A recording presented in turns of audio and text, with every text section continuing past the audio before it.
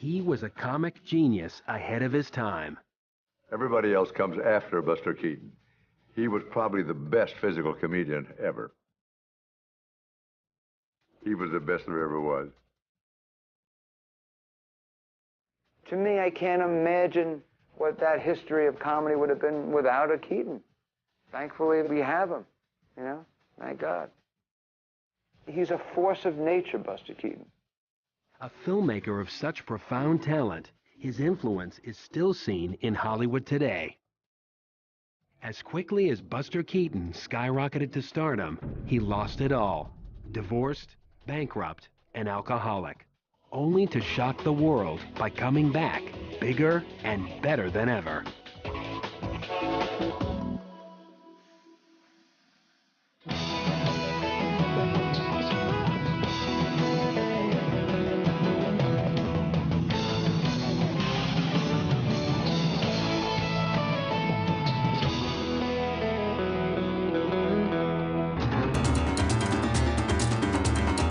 Thousands of people came from all around to watch Buster Keaton film the climactic scene of his epic masterpiece, The General. Months of meticulous work had gone into planning the scene, which was to be shot at Culp Creek, Oregon. When Keaton gave the signal for shooting to begin, he unleashed the most incredible and the most expensive shot in silent film history. As the locomotive raced across the burning bridge, people screamed in fear as the Texas dropped 35 feet below into the Rogue River. Someone else would have, faked it, used a miniature, but not Keaton. He destroyed a real train to make it as authentic as he could. The General was perhaps one of the greatest period pieces ever made up to that point. Inspired by D.W. Griffith's landmark film, Birth of a Nation, Buster took cinema to its next level by recreating the Civil War with painstaking detail. It has everything in it. It's an incredible motion picture. Every frame looks like a Matthew Brady photograph. He wanted it to be so accurate that it hurts, was his phrase. Buster based The General on a real-life Civil War event, adding a love story to the mix. In it, Keaton stars as Johnny Gray, a railroad engineer and unlikely war hero. When Johnny's locomotive, The General, is hijacked by Union troops, the action begins. I laughed all the way through it. For me, it's a comedy masterpiece. It's just full of brilliant ideas. I mean, just the scene of Buster on a train, and behind him, the Civil War is taking place. And behind him, the Civil War. The depth of the comedy and the production involved. That he's got that scene happening, and that's not the focus. And I love watching it with director friends who were just amazed, how he pulled it off. How did he do that? While filming The General, Buster Keaton was at the height of his career, a major Hollywood star. Yet, the film was plagued by several unexpected tragedies, which drove costs to spiral out of control.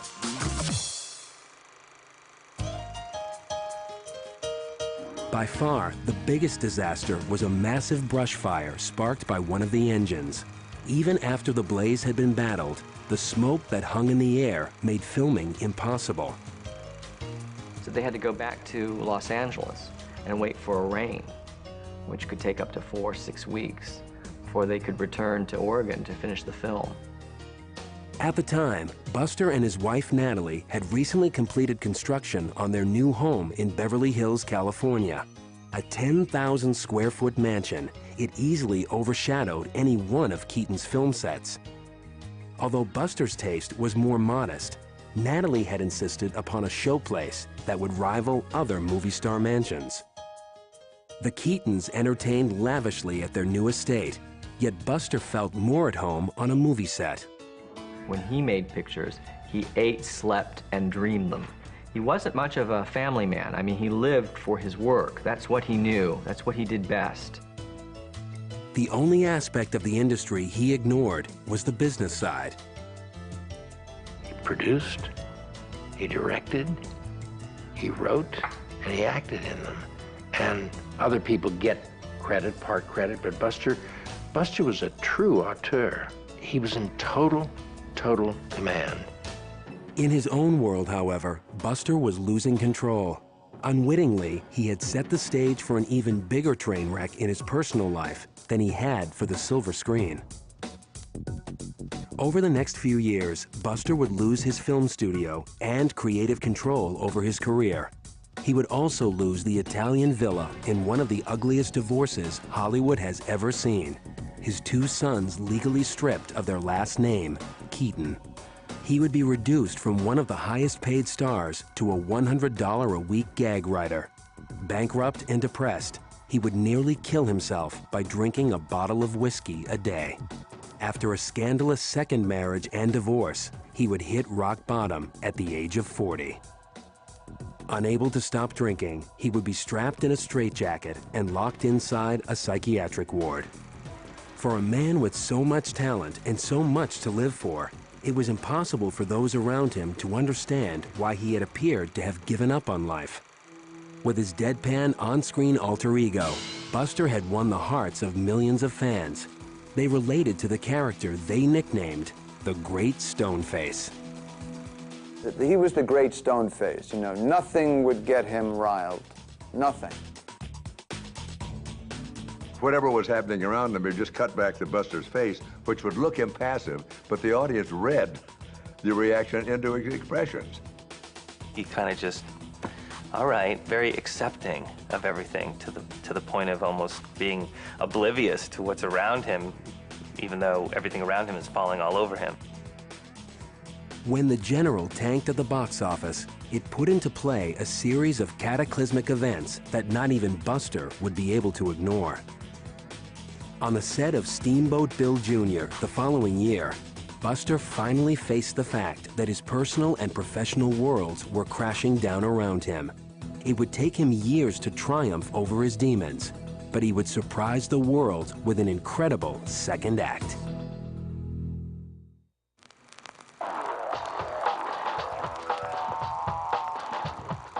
On the set of Steamboat Bill Jr., people were praying for Buster Keaton's life. At the moment when the half-ton house facade came crashing down, even the cameraman had to look away.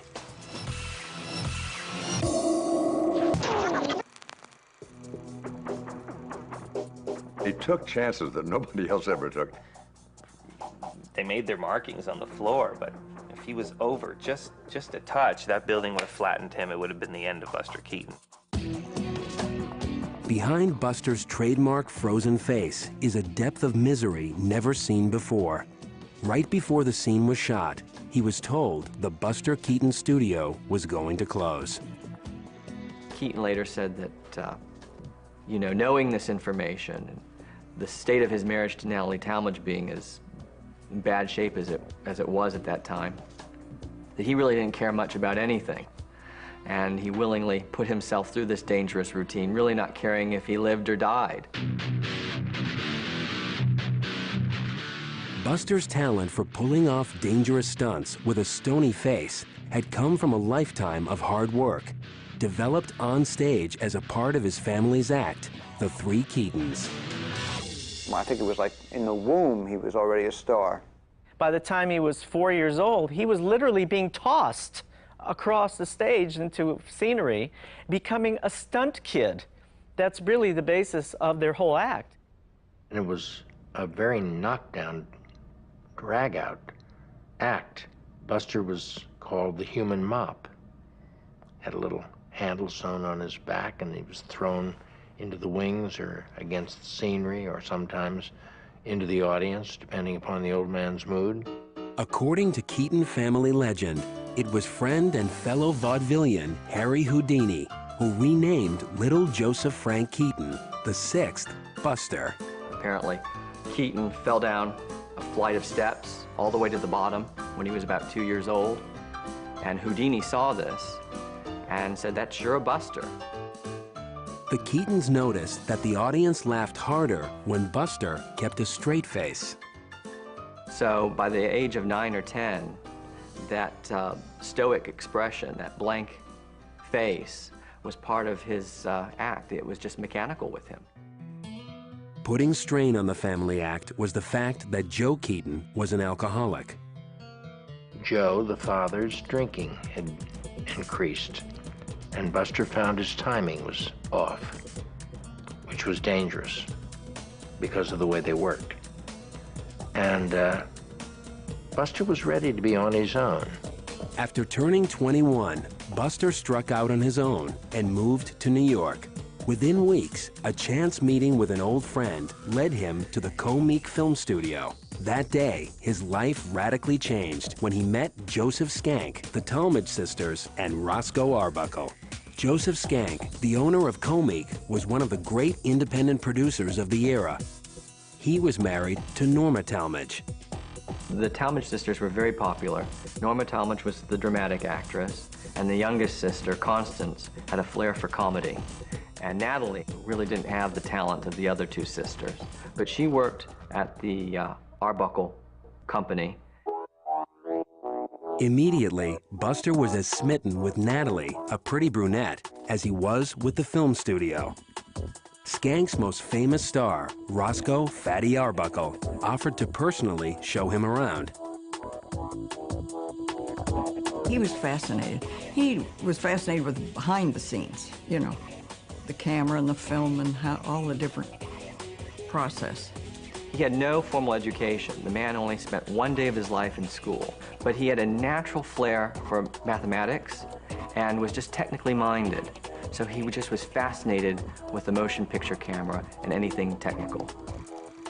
After the tour, Arbuckle offered Buster a part in his next movie. Keaton's first film with Arbuckle was The Butcher Boy. Shot without a script, Buster was directed to buy some molasses from Arbuckle's character. Arbuckle was impressed with Keaton immediately because he did his first scene in one take. And the one thing that really impressed Arbuckle was Keaton's ability to take a sack of flour. He got hit so hard in the face with that sack of flour that he said his head wound up where his feet had been.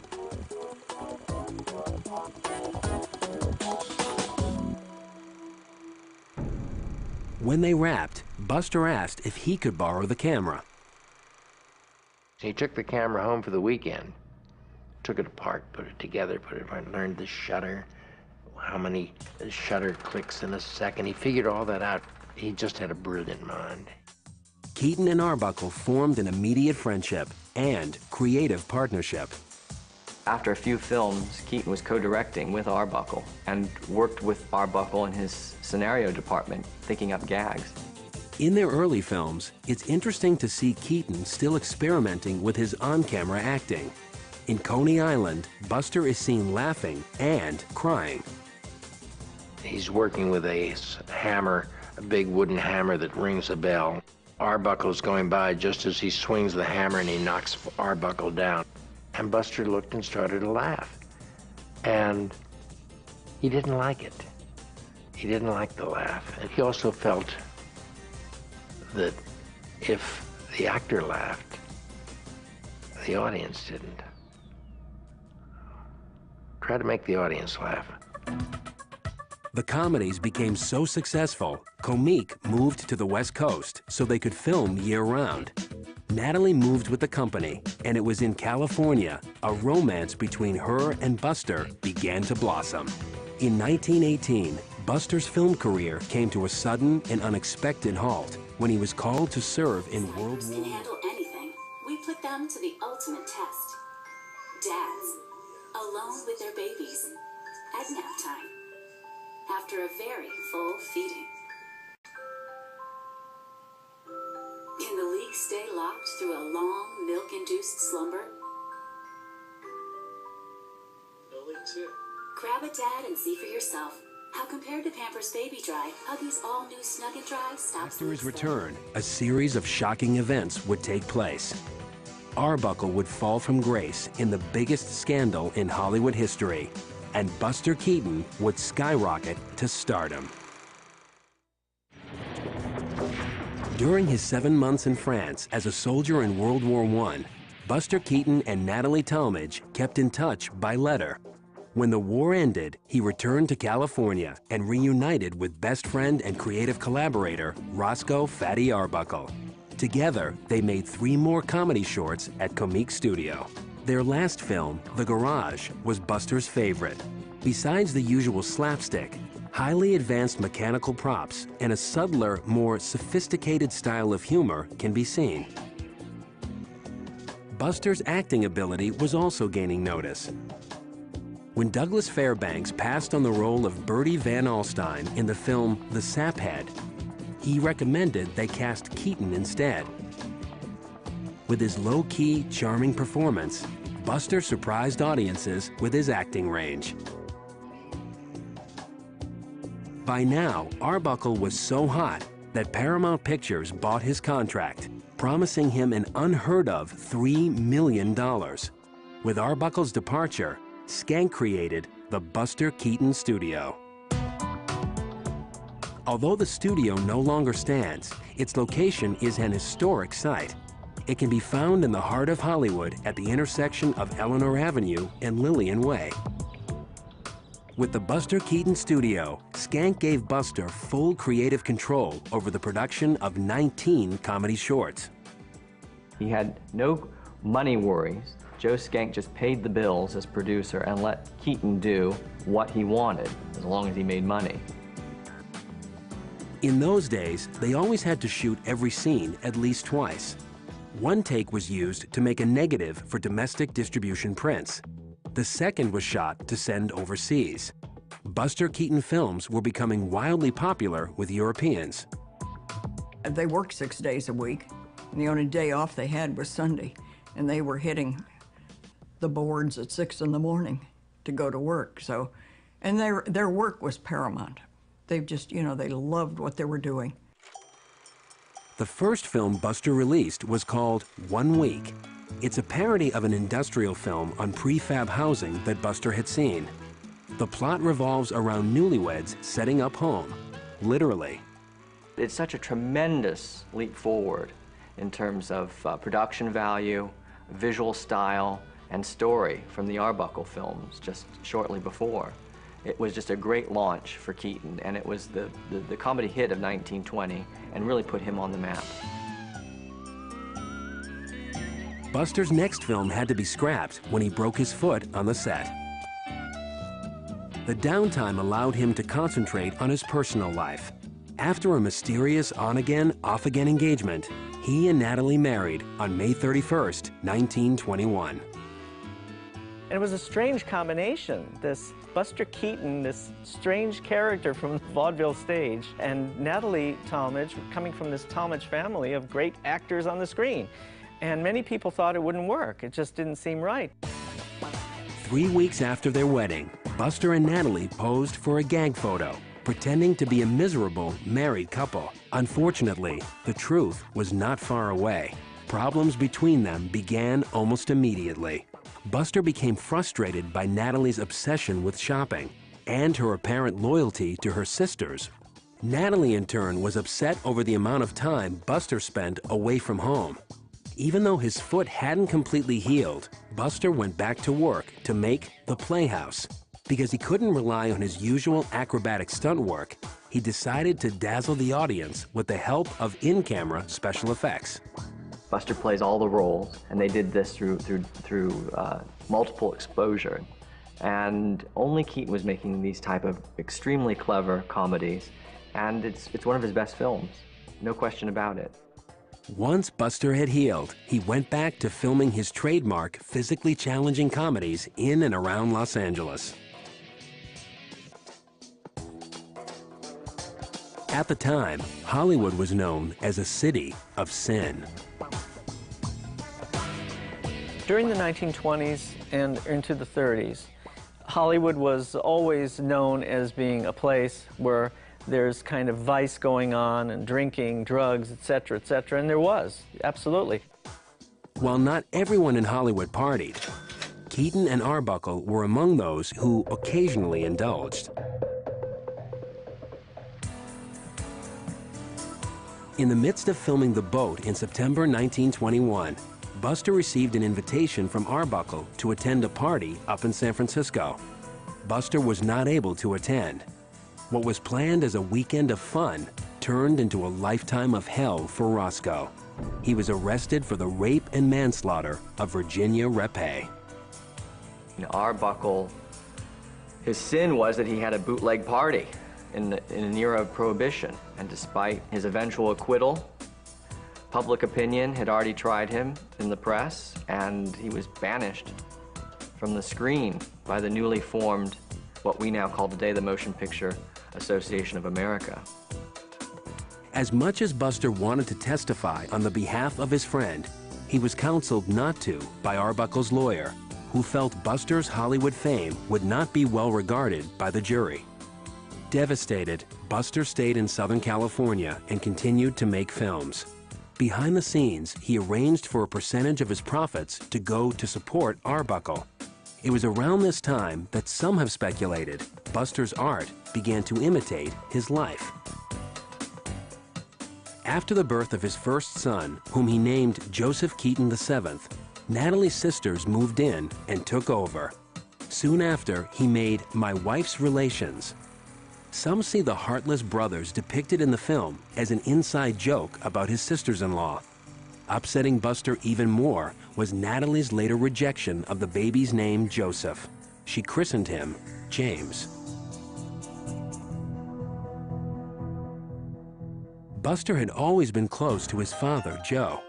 Despite a childhood some considered to be abusive, Buster had always maintained that he had enjoyed growing up on the road in his family's act. Buster even hired his father to perform in many of his films, including Daydreams and The Electric House.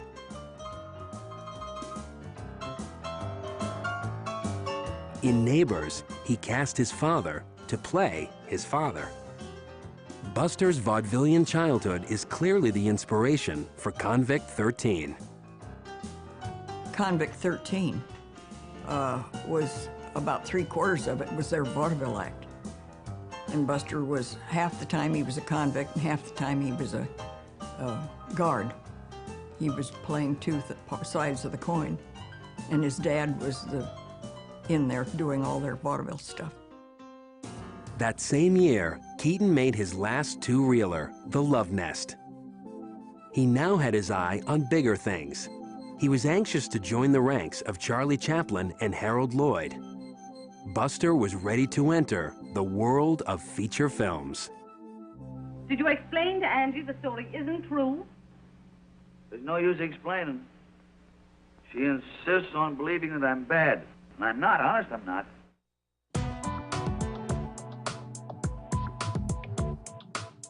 When Buster Keaton transitioned from two-reelers to feature-length films, he evolved into a master filmmaker. With the longer films came a larger salary. Although Buster was content with his relatively modest lifestyle and the home they owned, Natalie insisted they start living like celebrities. While Buster and Natalie ran in the same social circles as Charlie Chaplin and Harold Lloyd, Buster was a distant third at the box office. Also unlike Chaplin and Lloyd, Keaton decided his feature comedies should be different from his comedy shorts. When he got into features, then he said they had to get down and be serious about a good beginning, a good ending, and then the middle would kind of fill itself. But they had to have a good plot or they wouldn't do it, because you couldn't do just hokey jokes for a feature. Buster's first feature was Three Ages, shot in 1923. It's a parody of D.W. Griffith's Intolerance and is an hysterical look at love through the ages. Although Buster was becoming more story-conscious, he still didn't work with a script. Even more amazing was the fact that Buster improvised most of his physical stunts as he went along, and he always did them himself. He once told me that over the course of his career, at one time or another, he broke every bone in his body, including his neck. During the filming of Three Ages, while attempting to jump from one roof to another, Buster came up shy and hit the wall. Instead of scrapping the footage, Buster worked it into the plot, making it one of his most memorable scenes.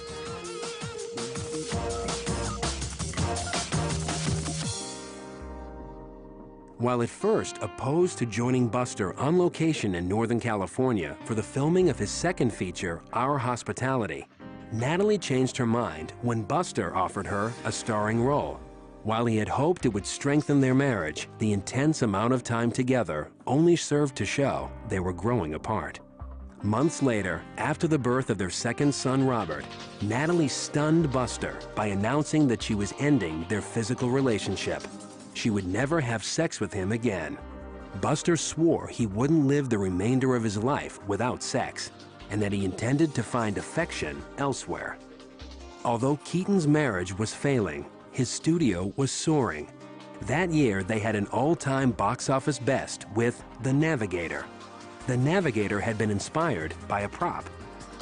They found this steamship and they leased it for $25,000. They had no story. They just knew that once they had the prop, a scenario would develop from it. That same year, Buster made Sherlock Jr., one of his most creative and highly regarded masterpieces. In it, he stars as a frustrated film projectionist who fantasizes about becoming a private detective. The following year, Buster had another hit with 7 Chances, a film that's still popular today.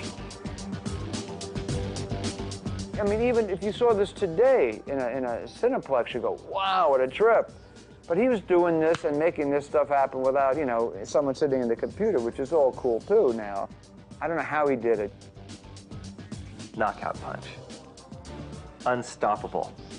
Just the pace all the way to the end drives the audience crazy. They go nuts and they walk out like they're crying from laughter. It's such a knockout.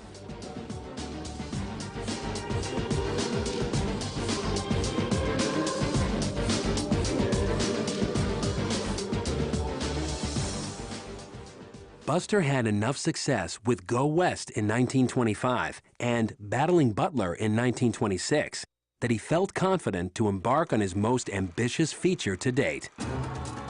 It would be the first and only time in silent cinema that a filmmaker attempted to combine the genres of comedy and historical epic.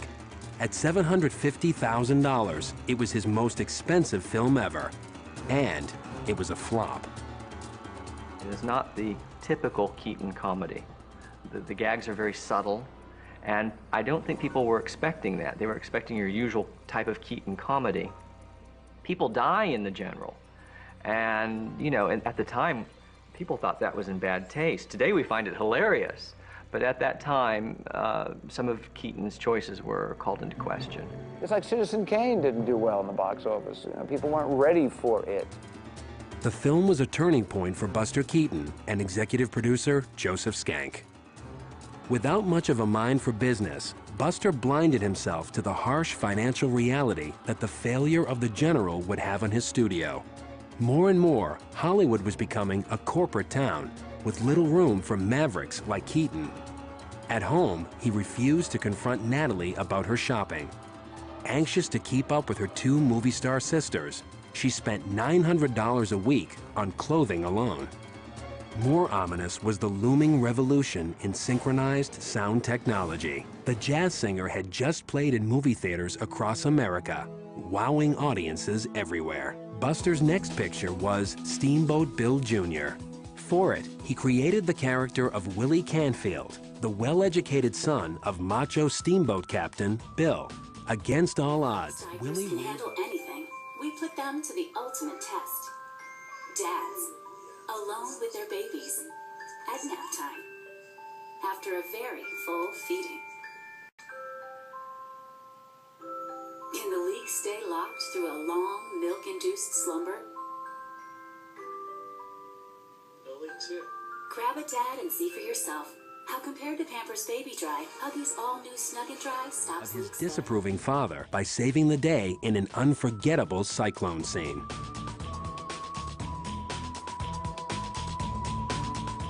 Steamboat Bill Jr. did better at the box office, but it too was a financial disaster.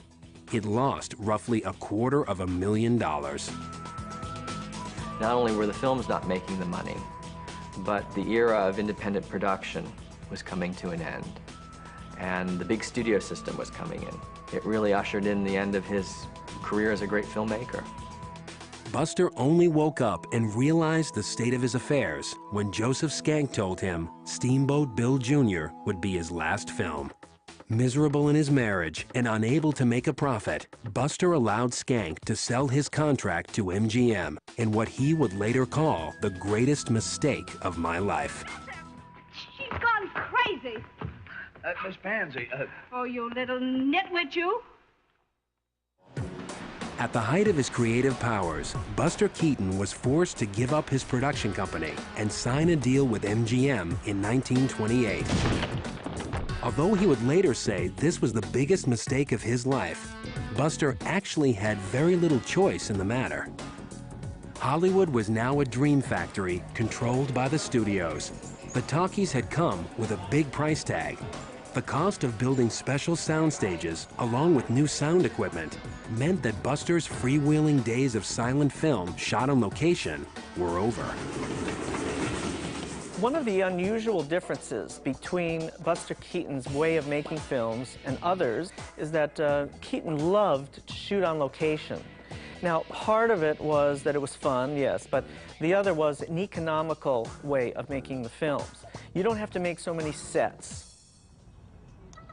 Author John Bankston has hunted down many of the locations used by Buster for his book, Silent Echoes.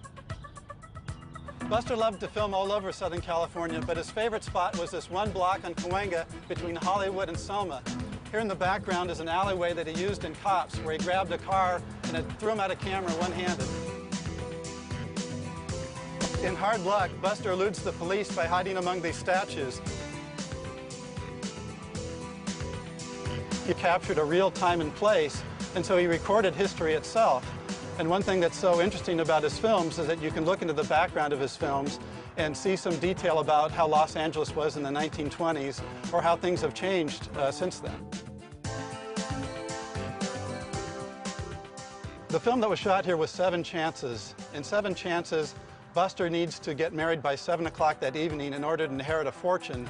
And after bungling his proposal with his longtime girlfriend, he resorts to putting an ad in the newspaper. And unbeknownst to him, thousands of would-be brides show up on the steps of this church.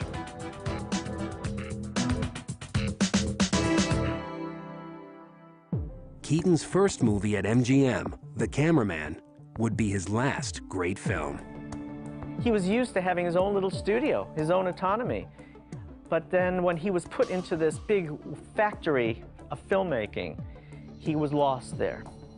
He simply didn't know how to work with those restraints. People looking over his shoulder, wondering how much this cost, how much that cost. Buster didn't care. He just didn't care. He wanted to do a picture that he was proud of, that he liked. Even though MGM was the biggest studio in town, Buster was its first comedy talent. With Spite Marriage in 1929, it's apparent that MGM had little understanding of what had made Buster so funny to so many. The character is changing a little bit. He's becoming a little bit more sad and asking for sympathy, which is something he never did in his own films. On the set of Spite Marriage, Buster began an open affair with his leading lady, Dorothy Sebastian. Up until then, he had been discreet about his infidelities. That same year, MGM put Buster in his first sound picture, The Hollywood Review of 1929. Although starring, speaking roles wouldn't come until a year after that. Oh, thank you. I never drink. Oh, I know, but a little Tom Collins won't hurt you. What is the nature of this Thomas Collins?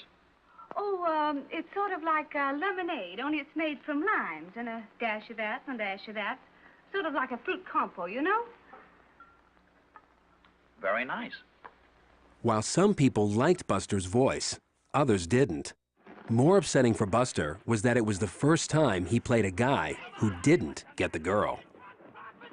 He found himself losing grip on his original status of being a silent comedian, a superstar in the world cinema. And he was relegated to becoming sort of like a character actor. And this caused him to drink. and he would eventually become absent from the studio for long periods. Buster rebelled by behaving like a bad boy. He held wild parties on the lot, angering the uptight Louis B. Mayer. He also began to have multiple and messy affairs. After taking bit player Kathleen Kitty Key home to have sex with her, he let her raid Natalie's closet.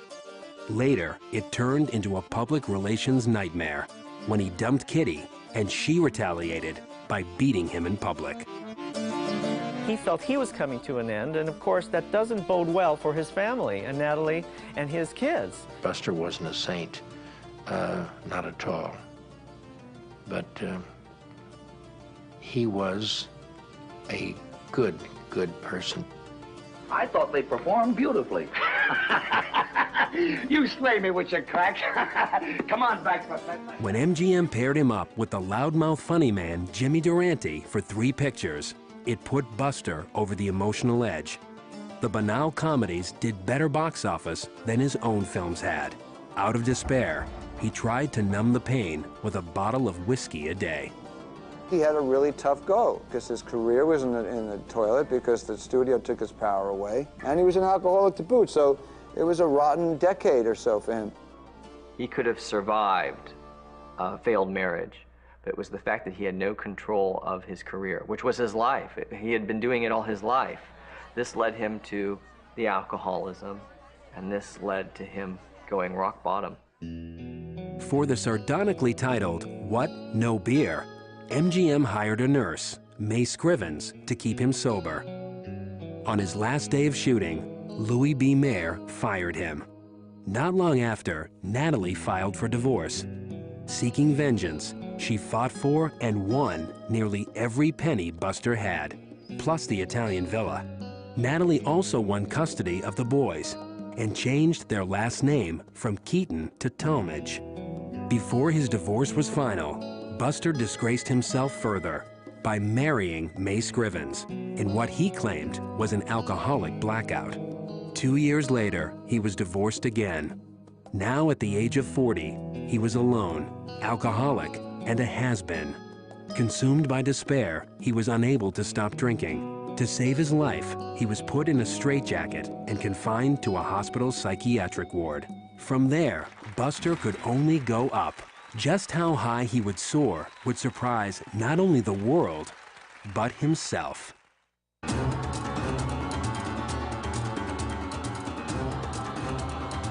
Buster Keaton had been one of the greatest stars of the silent screen. He not only starred in his own comedies, but he wrote, directed, and edited them himself. With the revolution in sound technology, Buster lost his film studio, and for a while, he lost himself. After drying out in a sanatorium in 1935, Buster went straight home and drank 2 cocktails. After that, he stopped drinking completely for 5 years. He never attempted to kick his other addiction, however. He could go through 4 or 5 packs a day. He wouldn't finish a cigarette, necessarily, but he always was chain smoking. Almost out of pity, MGM hired Buster back as a $100 a week consultant. His comic genius still intact, Buster came up with gags for celebrities like the Marx Brothers and Red Skelton. A world-class bridge player, Buster played every day. When Eleanor Norris, an MGM dancer, showed up at a game, Buster was instantly attracted. Less than half his age, friends on both sides tried to split them apart.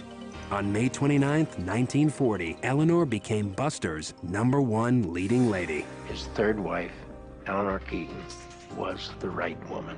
She was just a darling woman, and she took great care of him. They had a wonderful life, I'm happy to say. Buster also reconnected with his 2 sons, James and Robert. The 2 teenagers started visiting their father on a fairly regular basis, even though they did not have their mother's blessing to do so. As Buster's life stabilized, several invitations to appear on the other side of the camera came. He also frequently performed live on stage in Europe, where his popularity had never died. Although the films he had made in the 1920s and distributed throughout Europe were still in circulation, Buster had long since ceased to see any residuals. And now let's turn back the clock 40 years, 1917, as we present Buster Keaton in The Can of Molasses. Buster became an actor for hire, available for almost anything, including the brand new medium, television. Television, for Buster, meant that live audience, which he loved. It's like going back to vaudeville. So he would restage all his old routines from vaudeville and from his earliest films. Simon Pure Beer presents Buster Keaton.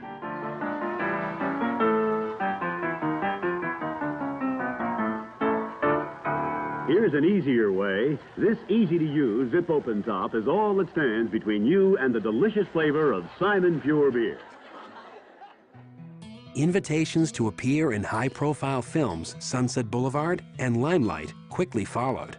I think he was surprised, incredibly surprised, almost disbelief about the resurgence in his career. Buster would soon be even more surprised by a shocking discovery. In 1955, the new owner of the villa, actor James Mason, found several Buster Keaton silent films thought to be long gone. The films eventually found their way into the hands of Buster's new business partner, Raymond Rohauer.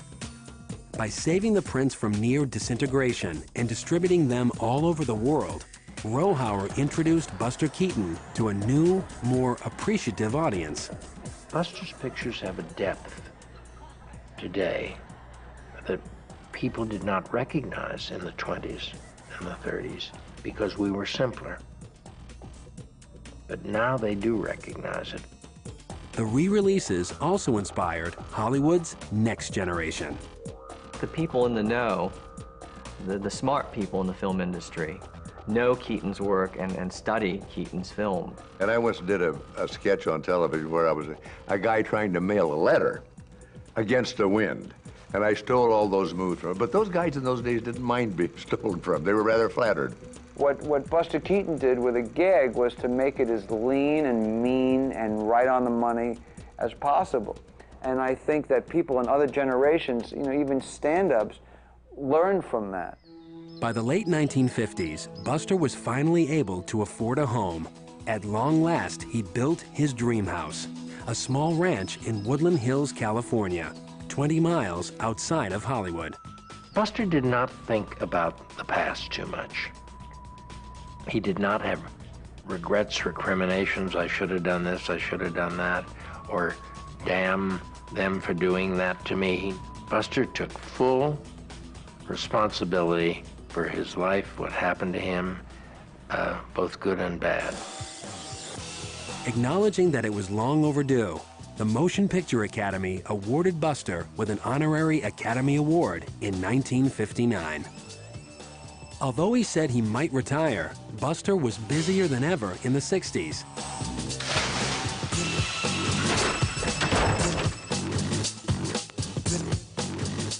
He appeared in a wide variety of projects with an even wider range of quality. Buster loved to work and needed to work because he needed it for both his soul and his pocketbook. For his performance in Samuel Beckett's experimental short film, titled simply Film, Buster was invited to the Venice Film Festival as a special guest. It was a 5-minute standing ovation. He wept. And he said, "This is the first film festival I've ever been to, but I'm going to come back and do some more." A couple of months later, Buster was taken to the hospital for chronic coughing. Lung cancer was discovered. It was so far gone it was inoperable. So they never told Buster for fear that it would put him in a panic. Tragically, he would not live to see the General finally make a profit and receive some of the highest honors in Hollywood. On February 1st, 1966, Buster Keaton died at the age of 70. A decade later, the American Film Institute named The General as one of the best 50 films of all time. He's more popular now than he was because he was ahead of his time, like many geniuses. At the centenary of his birth in 1995, tributes and festivals were held around the world in his honor. At long last, the world had finally caught up with Buster Keaton. Today, he is recognized as not only one of the original pioneers of Hollywood movie making, but one of the best. Through his films, which continue to amaze and delight audiences everywhere, Buster Keaton lives on.